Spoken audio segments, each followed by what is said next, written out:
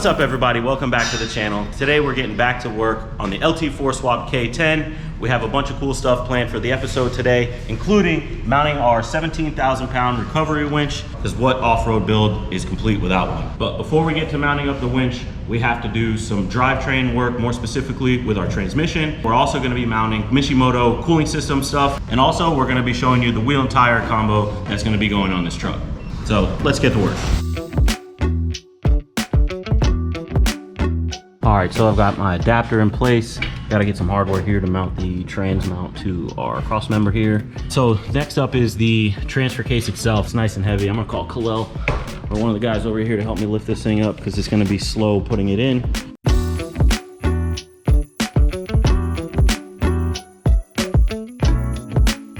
All right, so now I've got this guy clocked. I got my little red dot here that's gonna signify where on the housing this is gonna line up. So I'm gonna bolt this guy down first.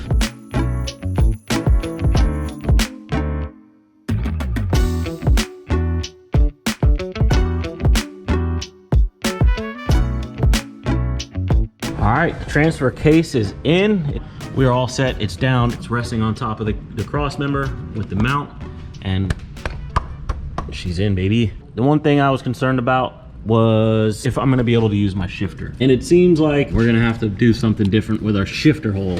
So we're gonna start figuring that out now that this is all in its final resting place.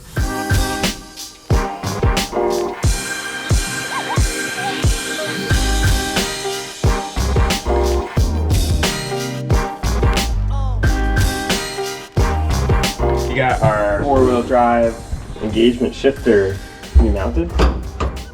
And now that it's in this position, we're gonna have to adjust the linkage to make everything work. Got our welded piece here, and we got our lock collars loose for adjustability. This matched up with the key right there. Let's come up right through there, directly connected to our case. The only thing we gotta test are a couple different positions from up above, make sure it hits the indents correctly. But so far, so good. While Dave makes sure that the four-wheel drive shift lever is working, we're gonna be mounting the ECU in the glove box, and I'm gonna do away with all the plastic. Just use this piano hinge. I'm gonna hard weld it to the glove box cover, and then it'll be bolted into the frame of the dash. Because just bolting through the plastic, I think it's just gonna look a little bit cheesy. So I'm gonna make a plate to make it look a little bit nicer. And so first off, remove the plastic from the door. It's gonna be my start, and then I'm gonna measure out the distance that I need to make this guy.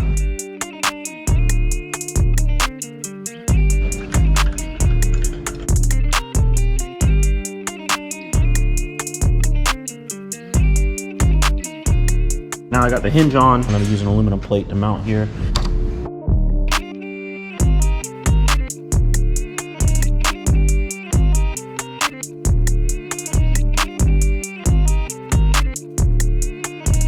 All right, so I've got all the mounting pattern cut out to mount it onto the door, as well as getting the devices mounted to the plate. Next thing I'm gonna do is add a little bit of rigidity. I'm gonna put some dimple dies in it. They're gonna do two things. One is gonna make it a little bit stiffer, so it doesn't just sag in the center. And it's also, having the holes will allow some heat to dissipate out of the bottom of the devices, especially the injector driver. So these things get pretty hot. So allowing air to move behind it is gonna help out as well.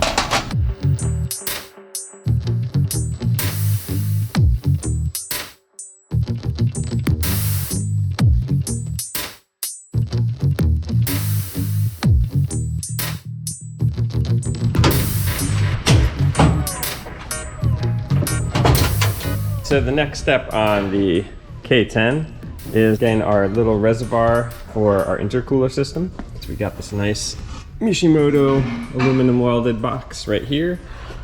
And just gonna temporarily place it on the inner fender. But as you can see, we got inlets and outlets right here from the supercharger. And we got all of our inlet and outlet ports on this side. So we're gonna mount this thing to the fender itself. So what we're gonna do is we're gonna build off the side of the fender wall, make some L brackets, kind of like a cradle for this to sit on.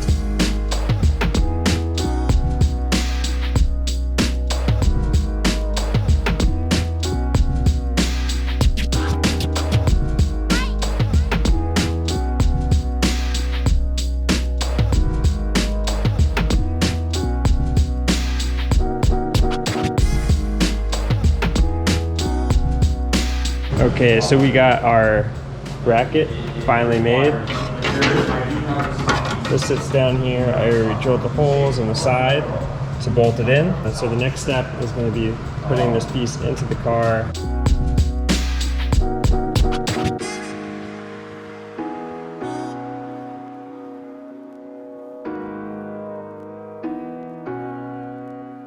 All right, so we got our tank mounted in here. So we got this giant motor, giant supercharger. We need to keep it cool. So we got all sorts of stuff here. An intercooler over here for the supercharger, fans, and we got a radiator. Plus, we gotta keep the cab cool too, so we got AC condenser. All that stuff is gonna mount right here in our core support. None of it is the same size as the original that came out, so we're gonna have to do some fitment, make some brackets. So I'm gonna start unboxing, laying out things on the table.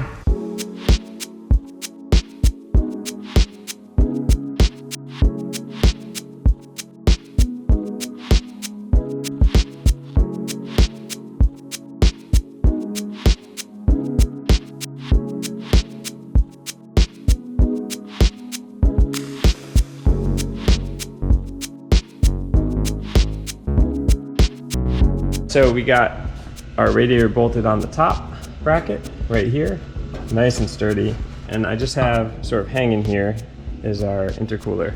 So this is going to be raised up more, of course. This is a nice fit right here. We're going to leave a little gap, and then our condenser will sit to the right here, intercooler up, and then all the air will flow in. Do this all on the bench. Gonna pull all of this. I've drawn some lines to mark exactly left, right, up, and down where I want this to sit. And so I could line that up nice, get it even, and then start designing some brackets.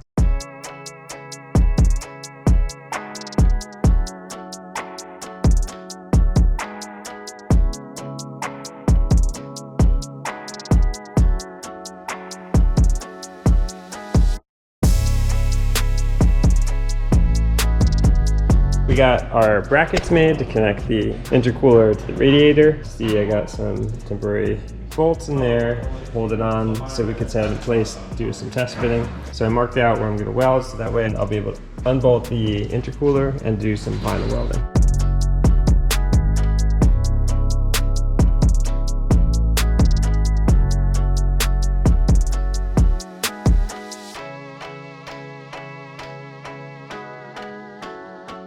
All right, so we got the radiator and intercooler as one unit, all bolted up to the top. It's already super sturdy, but even still, we're gonna make an L bracket to catch the bottom of the core support. So the next step is making some bracketry for this.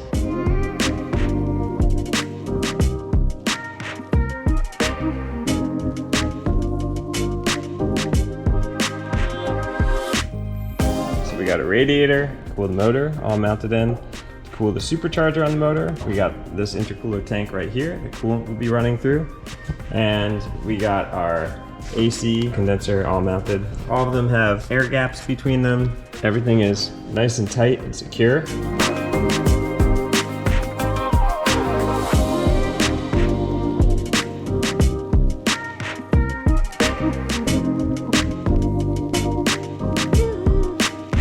All right, got the top hose fitted. I bead rolled the end so we have something for the clamp to hold on. And now the next part is gonna be to chop this guy off and weld on that 45. And also my steam port is gonna go in here, attached to this hose. So I've got this fitting. It's actually a union, but I'm just gonna cut it in half and weld it here. And we have our hose going to that, boom. So we're gonna pull this all apart and then the radiator will be off so I can prep the radiator core for welding.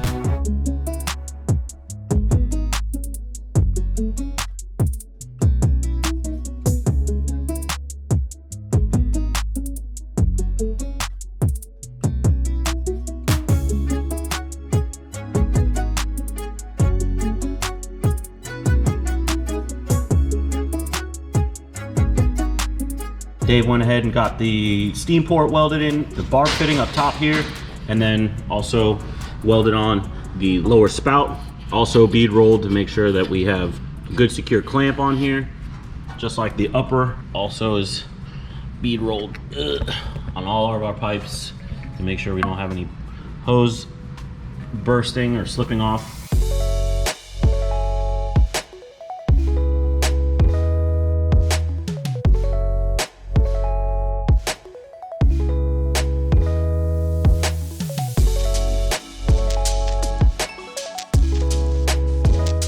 coolant system, all the plumbing for our radiator is all set. The only thing we're missing is clamps, actually. Once we get some clamps, the plumbing portion of the engine cooling system is complete.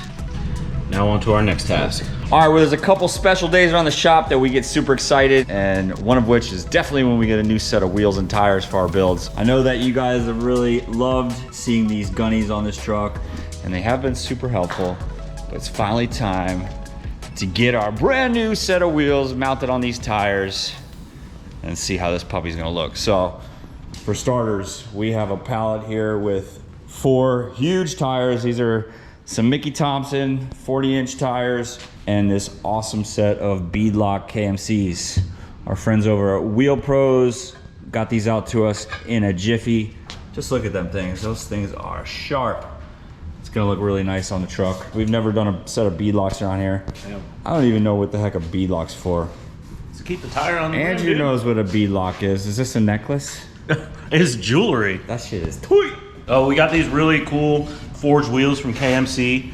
They're top of the line, and it's got a beadlock. So the beadlock for off-road purposes is to keep the tire from spinning or coming off of the rim. A lot of times when you're crawling on rocks or going off-road, you want to have a really big contact patch on the ground. So deflating the tire will help create a larger contact patch, but that also allows for the tire to pop off of the rim. So that's what we have the beadlock for. Keep that tire secured onto the rim no matter what situation. You guys think we only know about racing stuff around here and performance. This guy knows it all. Yeah. Call Andrew. You guys hit him up on his Instagram. He definitely won't check your messages, but if you have any questions on beadlock, hit up Andrew. All right, so anyways, I'm gonna get this stuff over to my boys over at Dixie Auto Tech. I'm pretty excited, man. We have a shop truck, and we're gonna use the shop truck today because I don't know how I'm gonna get this stuff over there. The shop truck isn't just for massive burnouts. Yeah, the shop truck just doesn't do donuts. It's actually gonna help me get this stuff over there.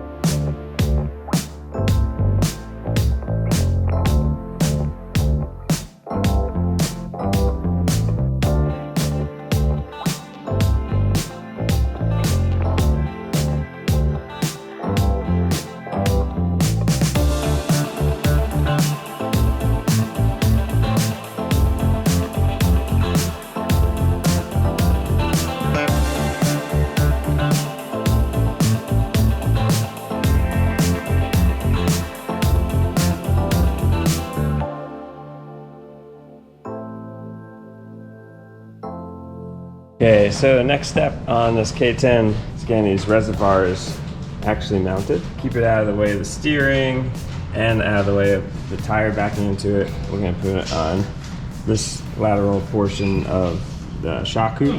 These tabs I just have sort of loosely on here now. And you can kind of see as I press it up against here, that will be our point of contact. So what I'm gonna do is clean the paint off our weldable areas here and do some tacks on the bottom, position the top one, do some tacks on the top, and I'll be able to take the whole piece away and then do some final welding.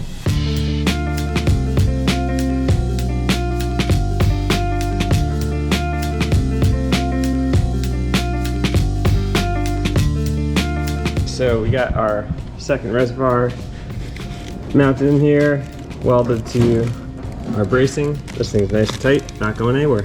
That takes care of that. All right, so moving on to the back reservoirs. I'm gonna make 4 more mounts, and then we'll use some clamps to attach the cylinder.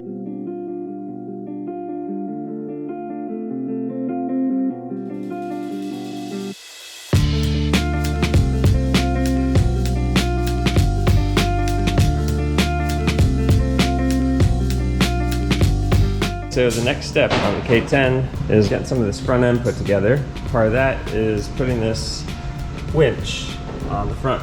So we got some winching capabilities. I put the grill loosely in and put these 2 bumpers that came with the truck back. They're pretty cool. They got these beefy hooks on them.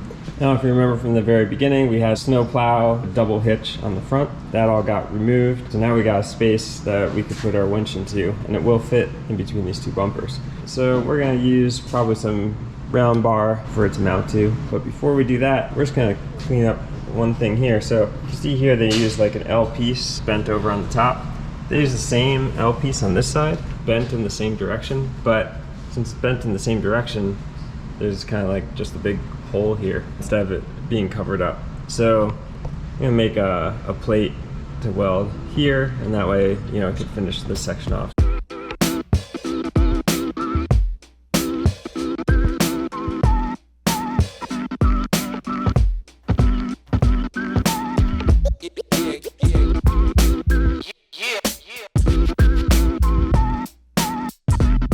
Now that this has been modified, we got our winch on our transmission stand. Thinking of coming off of the front of these frame rails, coming around the front, back over to the other frame rail, and then making a plate. In order to do that, what we want to do is box in the front of these two frame rails that are right now open.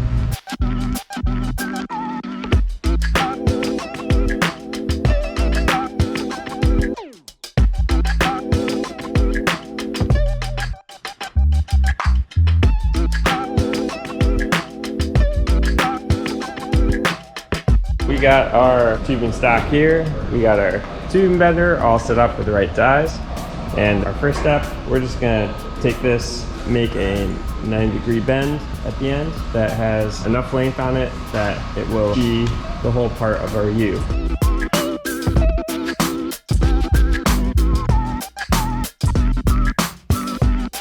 Over here we got our newly bent tube. I think the winch looks pretty good. Centered here, not too tall, not dropped down too far. And our little bull bar sticking out way too far. But this is good because it gives me a measurement to go by. We could start slipping it in and visually kind of see exactly where we want to place this thing.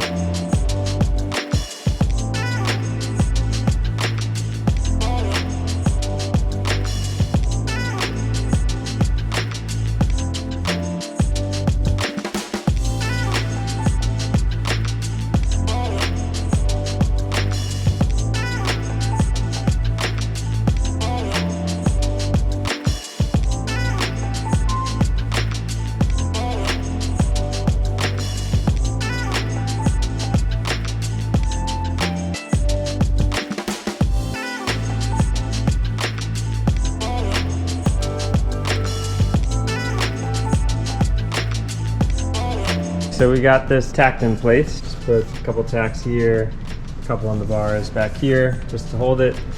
Drill the holes, have all the bolts started, go into the bottom of the winch. Next step, we'll pull the winch back off and then do a bunch of final welding.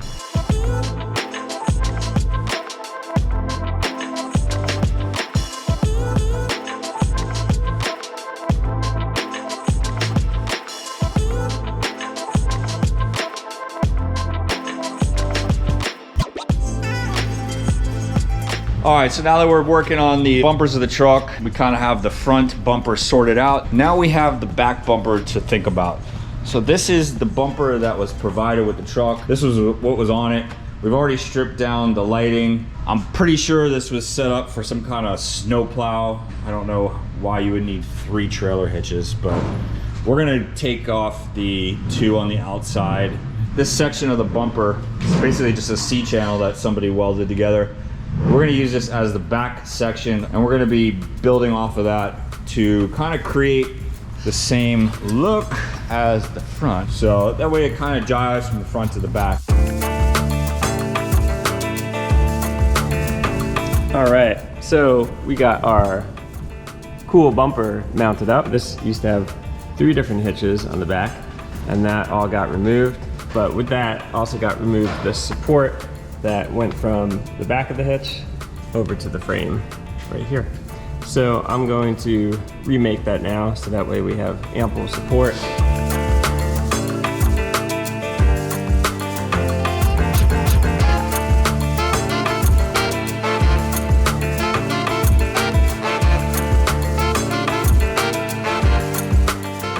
All right, so now that we got our hitch supports all tacked in, we're gonna do a couple other markings on this bumper before we pull it, do our final welding. So as you can see, this kind of comes out past the body line at abrupt edge. We're gonna try and make something similar to the front, like this piece here, so that it kind of follows the body line around like this, becomes an actual bumper. So I'm gonna mark here an angle that we could cut on the chop saw when we get it down and one on this side as well. And then once we have that angle, we can kind of build off and make our curved profile.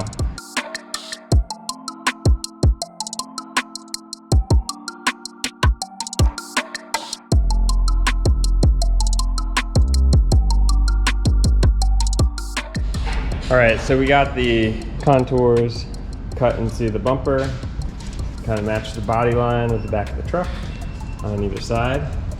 And now what we want to do is sort of mimic that front bumper. So what we're going to do is I'm going to make a template.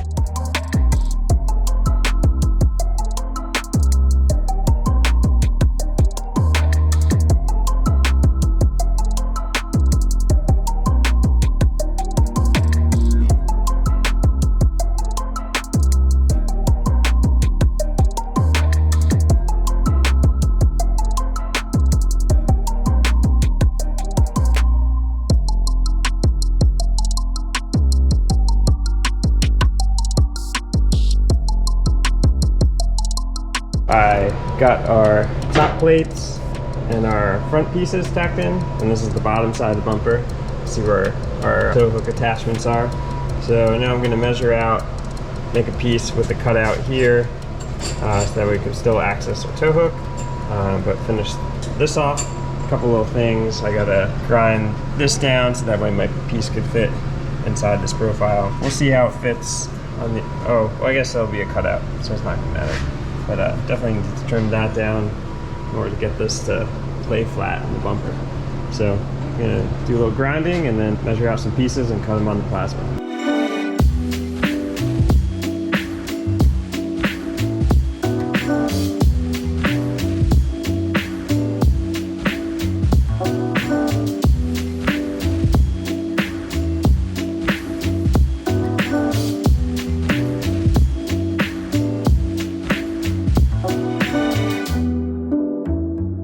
Okay, so we got our bumper, two side pieces completely welded in all the way around. What we're going to do next is tie them together. We're going to take a piece of 1/4-inch flat plate, put it right here, and weld it on either side. This piece will be right above the hitch. You'll still have access underneath the plate to the hitch, which will come out, do a drop down. For that piece, I'll nicely tie these two together, and after that we're pretty much finished. I'm gonna let this cool down before I smooth out any edges or anything, because it is very hot.